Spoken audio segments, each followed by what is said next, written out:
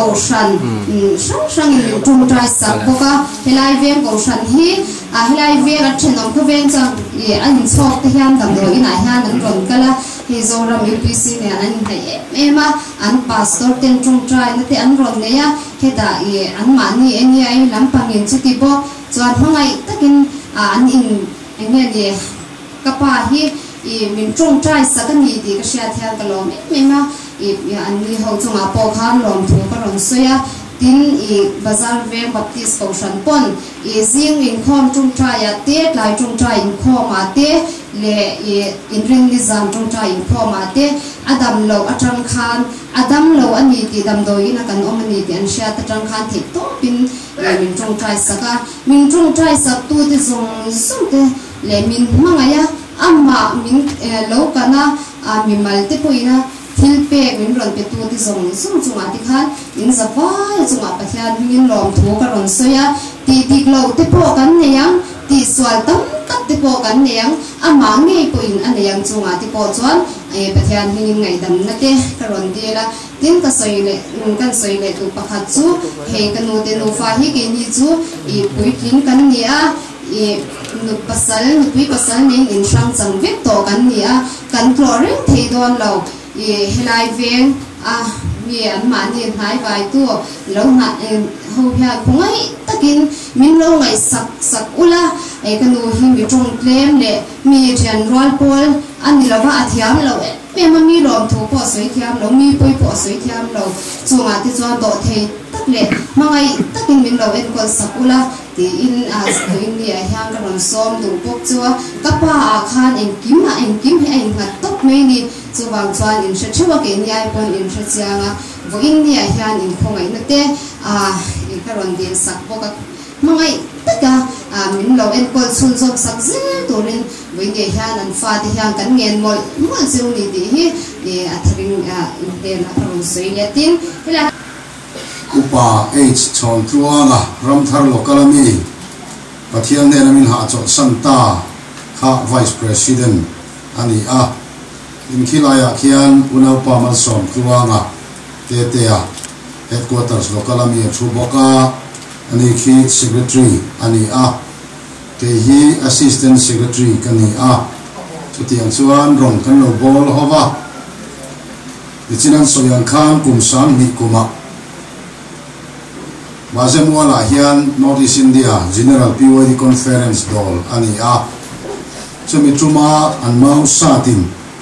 Phairon kai local lama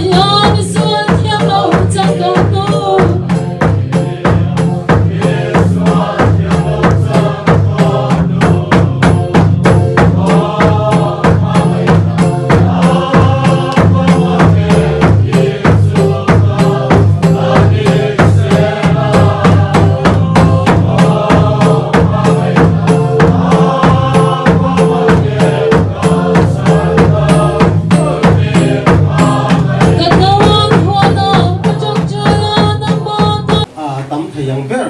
ka sanina zai lila ta than du kan nei kan do mani poni ta sung lo vela zanin chu thei poto pin chuat tiang setena poro din rol tum sen rol han le lo ko pin zai teng zanin chu o ka zawai chang tang in a tho me ti chuan a kena hun top lam panga ri le so panga ri don hai lam panga ron ding lenga ti chuan top na kan siam don nia upai chal manga ya voina vui liama ikoi church board committee den zan ina ka hunata han ruata along road ole ka hupur he maya e bikin kan veng electric van thlai ma hi ka ding khat le maya hei min zot nok nu thlen chen khathian kan veng ayum to lu mi ten tia din soi fe nun rem chang po ne ta sela thange a chunga wangin ven rundama te in so ni kan han khosan nok ka ma ro chu ko kan le khotla ngai ro chu electric van mi de sa kan ni ti kha a kan soi tua ki kan chen deu hian mi hin film le bor bor thina ka kha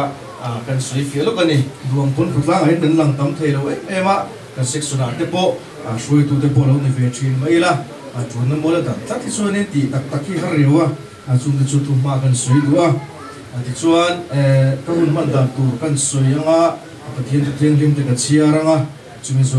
soi sam na toi te ka nei nga chumi so chuan voina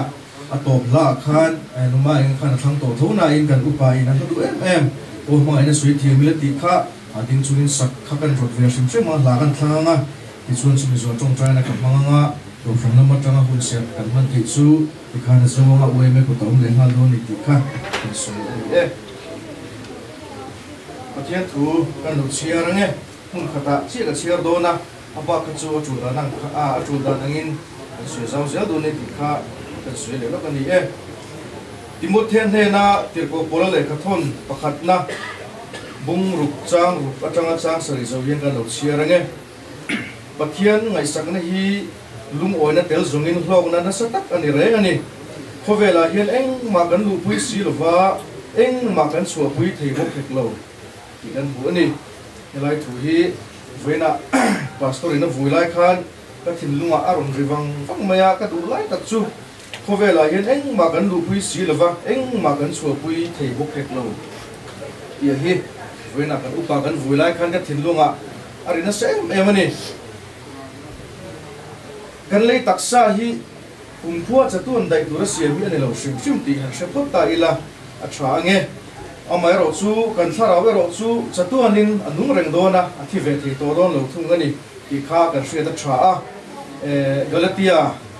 le ka thun bunga cha som parwa chun ti hian kan hua thara vom ro ti chuan ti sa cha na chu in zom don lo nia ti kan hu ani chuwang chuan ring tu te ama chu bai book tu Christian kal khom vek kan nia zaina hian kan upa pama kan thana a hian ani chana kan soi du chu ama chu bai book tu te hi thara wa hi kan om hi ngai le ti kan hriat a tha ani ki ge thara wa chu kan om bang o mission kan ni sia ti sa kan ni sia kan ti mei theya amai ro chu chansin tha zo hana zia bung li chang som hi pali a chu ti hian kan mu a pathian chu thara wa ni a chu bai book tu kan thara le ti tak tu se tin chi bayan book tu ni ti zia kan mu le ani chuwang chuan kan rong bol na ko nga hian ti tak zet mun kan nei hi ngai ka hria kan upa atanga kan soi zel ita sela thange ani chanchin te kan soi pa ni bok ta sela ani po ro bol hun la ya khan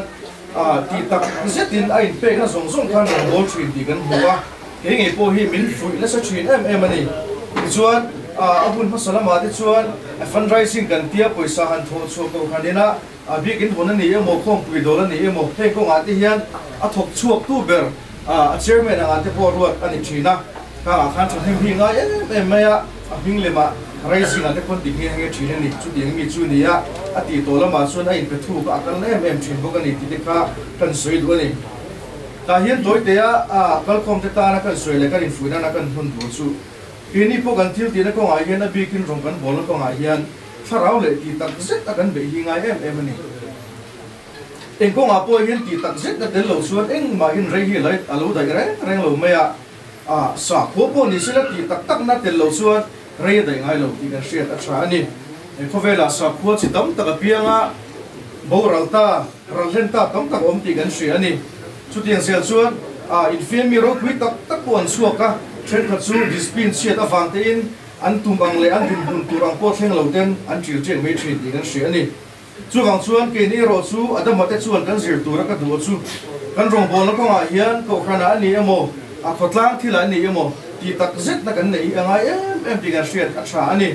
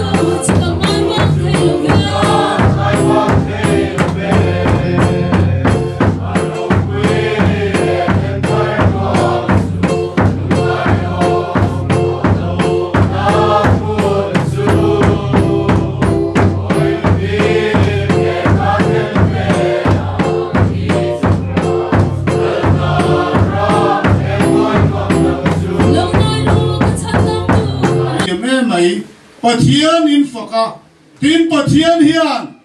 fak alo mai ni lovin thinung taka lala ruat chunga ama mangai na puan chua tung tu te na hian lalpan malasom thinani ato biratana davida in ka ko chunga omsong song te u lalpa chu fak ro ti hi ho kan ko chunga omsong zonga lalpa lala ruat tur hian kan chalai de bu saila tu na ya moi le ro pui hian pathian mangai dei kan puang theini ti ka soi du ani ti chuan ka la thana khan ka than chan chu o kho pui thar I moi mange I chunga de tuan le la tia mani nu nin ne lo te hian la pa len kan theng don lo ni ti reng chungin lala kan ruat phal le phal lo wa hian lali suami kan ni la le ni lo na ain ngat tu ni ti siin rui thei thil lala thang lo turin ka ngen du cha nula tangwa nom chen lala thang lo turin ka ngen cha choma chuan sa ni na tang hian tu nai ro pui so ka lal pa mangai na puang turin lali suak krisa hi kan thilunga lala irua tamutin kan som choni lal pa na thumal som se kha Orang minyak turin lau kan dia bagian ini nak paten nak nen bantu pasira. Tujuan zani nak kami sakka kakan huana acong trai amatan po acong trai ti tu kan ma zerkau ni lo turahian lalu Yesus Kristus kantan konvensi bantu kantan huana acong trai kah min Yesus suaka kami den senkan tinung leti tak setin min nong man kui turin zerkau ni yang kecadu jua tujuan he mesin tungganin nak tu ka paten jen anti jual pon kan tum tujuan he in la mate han sui ve kang lang ila ma kan ni lewa sarkar te kan lo tho awangin CL ni kala tujuan vo in le nak tu ki ani ani ni nahi ka hon no chuan tu le ka kala ngai si zerkau ni kan lo zo le boxi ne extend thing boxi lo chuan kan om lowa kan hon kan point in zavai in New Zealand preaching in no Holland preaching in no thaman sakanga te chuan kan kan nau te hi pathiana Krista ne na Krista pasal cha ani chau te na turin ne helai local khom zong te na kan ma hun no tu den sen den so Krista athi na Good Friday hi tinung le ti ta sita an no man de te nan men no trong trai pu tu ka ngen chewin ka cha chewa